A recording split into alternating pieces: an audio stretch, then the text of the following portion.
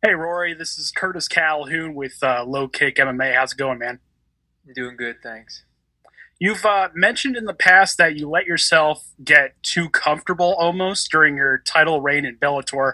What's been the biggest difference in your motivation now with PFL? And could you expand on the goals that you've set yourself up to accomplish while you're still in your prime? Absolutely, yeah. So what happened was I won the title against Lima.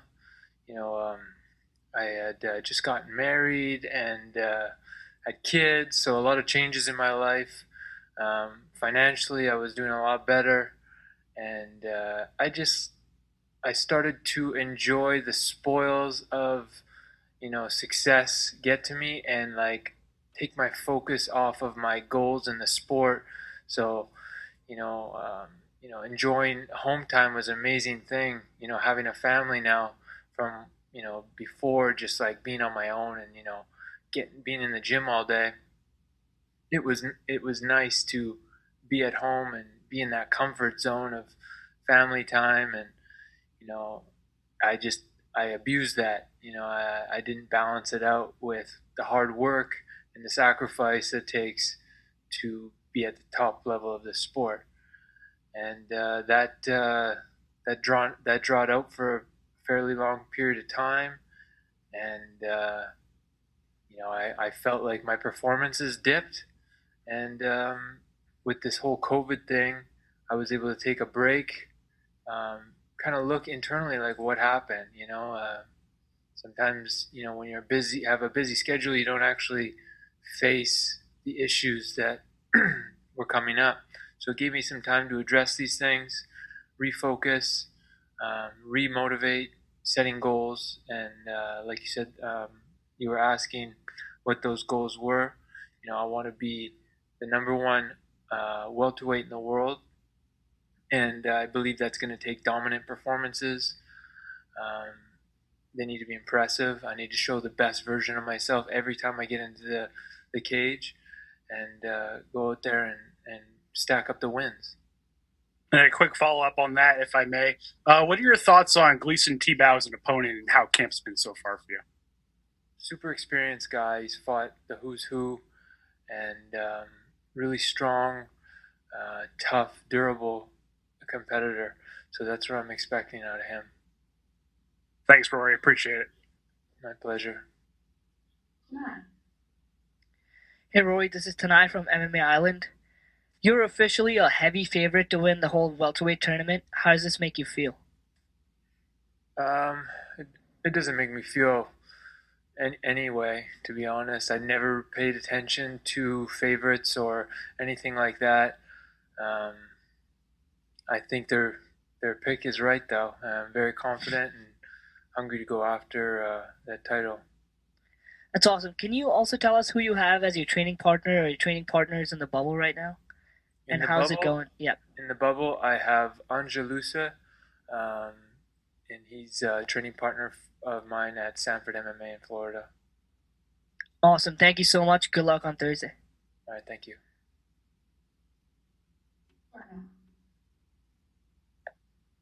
Hi, Rory Darnell Giovanni, Mystic Black MMA. Just wanted to know, there's a couple fighters who pulled out during this season. Are you training for a specific opponent, or are you just training just to get better in every area? Both. Small adjustments for each opponent I face, but my style is to be a complete mixed martial artist. So I always train everything, um, so I can take the fight anywhere or be comfortable anywhere a fight takes place. But when I have a certain opponent and I feel like I can do certain techniques that would, you know, uh, be good against that kind of style of guy, I'll practice those a little more. And if you were to win this competition, where would it rank in your career accomplishments? It's it's going to be right up there with all my championship wins. Um, it's this is a really it's a tough competition because it's very condensed. Four fights, very condensed. It's training camp after training camp after training camp after training camp. So it also takes a lot of mental fortitude and to be able to push through and all these restrictions, the bubble, all these little things, they add up on a fighter trying to prepare to be the best they could be. So I think being strong mentally um, is a huge key in that. And last one for me, I remember in your previous organization, you had those customized suits. Are we going to see the return of the suits? Not until these bubbles go away and we can get regular press conferences back and I can actually see you in person. Awesome. Thank you, Rory. Hey Rory, it's Breeze with the MMA Breeze. You mentioned before who you brought with you to the bubble, and you mentioned training out of Sanford MMA. Sanford's one of the most talked about gyms right now. You guys have a lot of talent out of there. Who are some of your favorite guys to work with out of Sanford, and how instrumental does that gym play to your career? It's been great. Honestly, like there's so many guys that have been amazing to train with. Obviously, Anj, who's here with me now. There's guys like Jason Jackson, who's fighting out of Bellator, Gilbert Burns, and Robbie Lawler's there. I mean, there's so many good guys, and there's even bigger guys there. Fighting in the UFC and on their way up to the UFC. So it's been a great experience, full of good, positive personalities, hard-working environment. So it's been great to be there. Awesome. Thanks so much.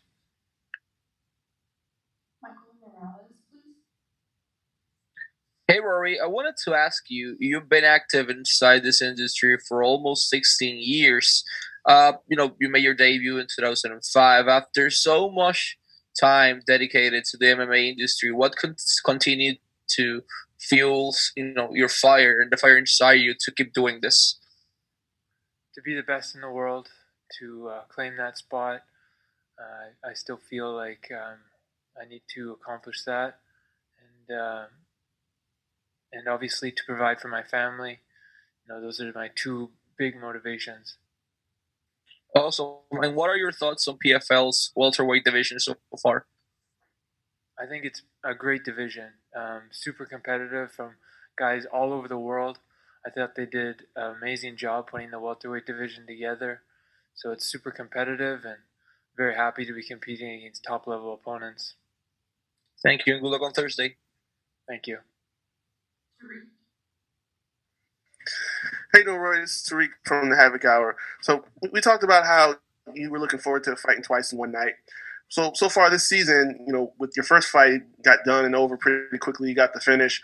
In this fight this week, are you going to look to get the finish quick, or are you going to try to test yourself a little bit to kind of make up for that? I'm going in there to finish. I'm not trying to play games or play points anymore at this point in my career. I go out there to dominate and show the best version of myself. So, whoever's standing in front of me, I'm not trying to extend the fight any more than it should. I'm going to go after them and try to put them away.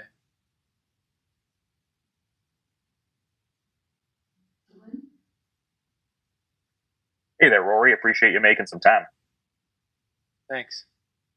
I was just curious because I was noticing that we're a couple days removed from the 11-year anniversary of your fight with Carlos Condit. And when I spoke with David Lee, he was talking about how that was the loudest crowd that he had ever heard. And he spoke very favorably of just what you were able to do to grow BC MMA and by proxy Canadian mixed martial arts. What are your recollections of that fight with Carlos Condit and just the residual fallout from it? Yeah, that was an incredible experience. Still to this day, it is the loudest arena I've ever been in. For my fight or any other fight, I couldn't believe it. To be honest, when I was going out to that fight, like before I was walking out, I didn't expect anybody to know me. It was my second fight in the UFC, but when they said that I was from British Columbia and we were fighting in Vancouver, I think that the crowd blew up that I was, somewhat of a hometown guy. So that was totally taken by surprise. and I was just flooded with emotion and adrenaline. I honestly couldn't even hear myself think. It was the loudest experience of my life, and obviously fighting a guy like Carlos Condit at that point in my career was like a huge step up. So it was just like adrenaline to the max. I wasn't in my right mind or focus. I was just riding on an adrenaline high like I've never had before. Thanks so much for the insights, man. Yeah. Jake Foley from Overtime Heroics here. Thank you for your time, Rory. My pleasure. Last week, fellow Canadian Olivier Aubin-Mercier wore a shirt that fans could scan on their TV and tip through Bitcoin on his performance. As a fighter who has seen it all in MMA, how do you think this could benefit the sport moving forward if more promotions adapt this? Yeah, I think I did the same thing actually. I had a Dash sponsorship. At one point, I'm not sure if we did the QR code for that one or not, but I think it's awesome to implement, some cryptocurrency into the sponsorships. I think it's a great opportunity for fighters and the cryptocurrencies that get involved. Thanks for your time. Good luck on Thursday. Thanks.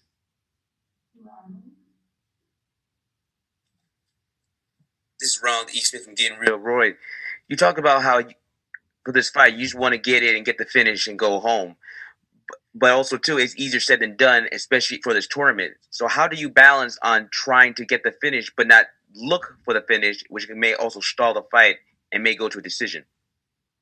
Yeah, I mean, I'm not going to go in there and be stupid and try to like put my neck out on the line to put him away. That's that's from refinement of technique. You go out there and you fight balanced. You find the openings when they come. I'm not trying to force anything. And to be honest, the pressure's really off of me. I'm at the top of the leaderboard for these points, and not that I really take that into consideration when I'm fighting, but before the fight, it really doesn't make me nervous. I just have to go out there and fight my fight, and when the finish comes, it comes. But it's about applying the pressure, not so much looking to win off points, like you've seen probably in some of my past experiences. I'm able to score points and win rounds without actually, taking the fight to my opponent, so to speak.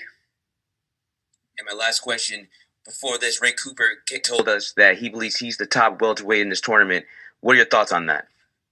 Yeah, he's definitely up there. I think he's a really strong fighter, brings a lot to the table when you go in there and fight a powerful, hungry guy like him. But obviously, I think that I'm gonna be too much for him. Thank you very much. We'll see you then. This is Daniel from Cage My IQ. You and Ray are sitting up top of the leaderboard right now. Have you done any tape watching of his fights, and do you look forward to the potential of meeting him in the finals?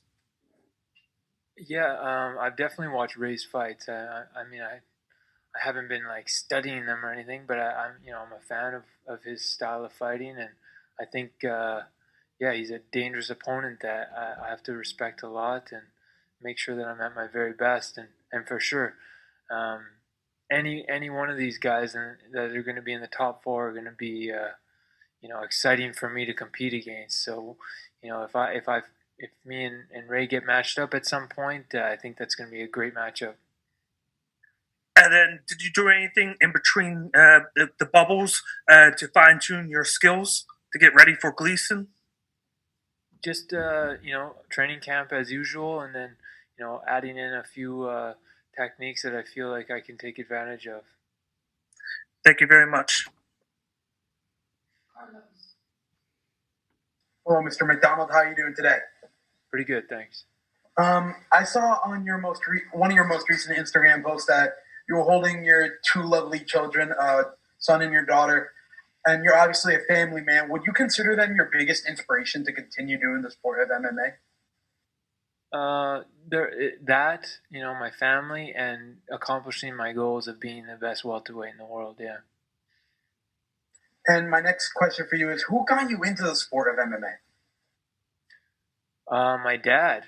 We were talking in the car one day with my brother, and he went to a gym that did mixed martial arts. We called it obviously like UFC training, because at the time we watched UFCs, and he was like, "Yeah, we did a field trip, and it was like UFC fighting," and he was telling me all about what they did, and I always really loved combat sports, and I always wanted to do boxing and things like that, but I never got the chance to go and do it.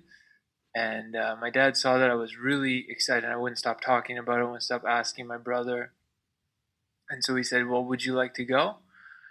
And I said, "Yeah, let's go." So we turned the car around, and he took me there, and we talked to David Lee, who is the owner of the gym.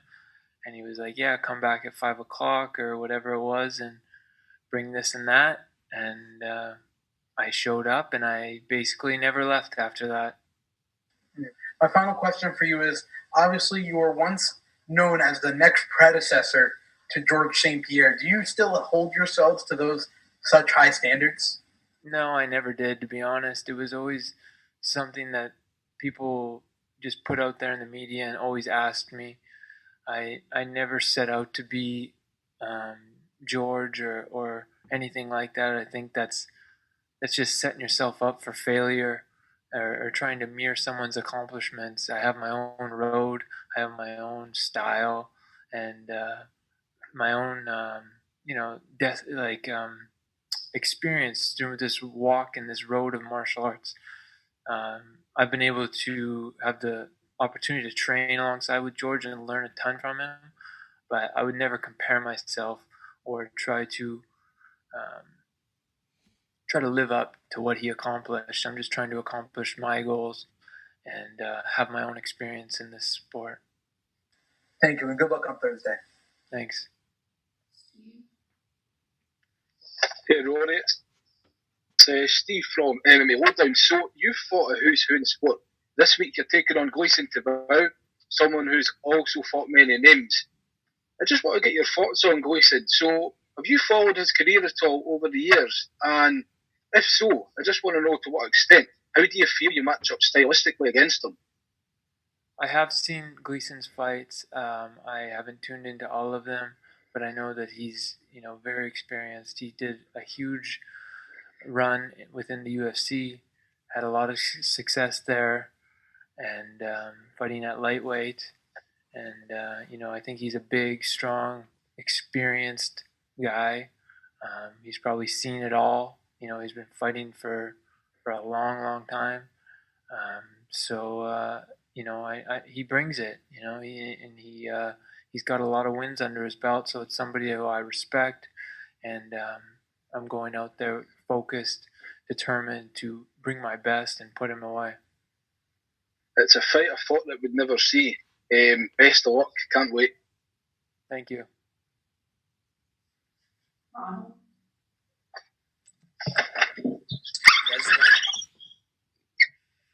I just want to follow up and just ask about how has training been for you, and restrictions lifting up in certain places has been more easy enough for you to train and get prepared for the fight. Well, I've been in Florida, so it's been smooth sailing down there. Really happy to be a part of Sanford MMA since about February, and it's been great. Training as usual down there. The only difference is having to come in here and do this bubble before the fight. I know the feeling. Thank you, man. Thank you very much. Hey, Rory, Tariq again from the Havoc Hour. You mentioned Robbie earlier, so obviously you guys had one of the greatest fights ever in MMA. Do you guys still keep in touch? I feel like, that whole experience would be something that creates some sort of a bond between two guys. Yeah, I mean, we train in the same gym. We're friendly and working on doing a project together right now, actually.